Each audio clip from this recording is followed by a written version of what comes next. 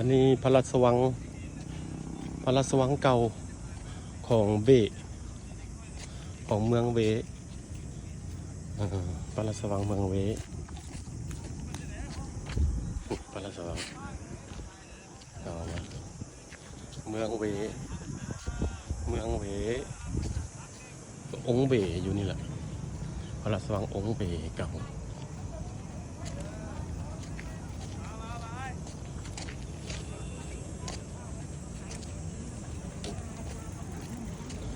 ก่อนสิกลับบ้านมื้อนี้มื้อกลับในได้ปืนใหญ่เพิ่น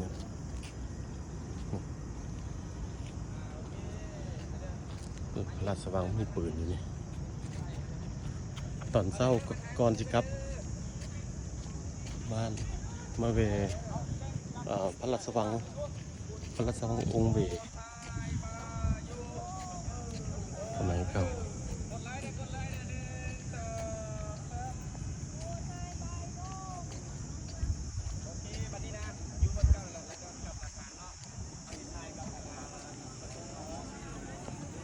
นี่รถของ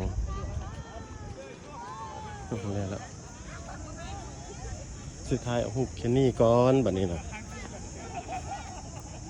อะไรกรุ๊ปทัวร์เขาก่อนนะนี่แหละกรุ๊ปทัวร์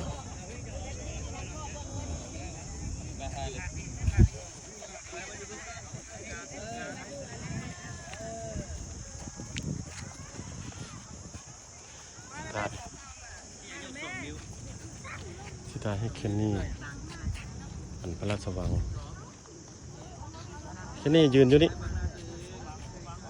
โอเคสิแคปหน้าจอก็ได้ถ่ายเป็นวิดีโอนิ่มบ่ต้องเฝ้าย่ำโอเค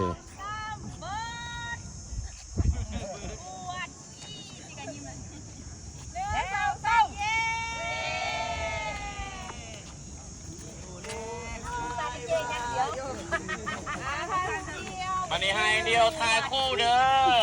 ตามมาทานยาใสเนาะแล้วก็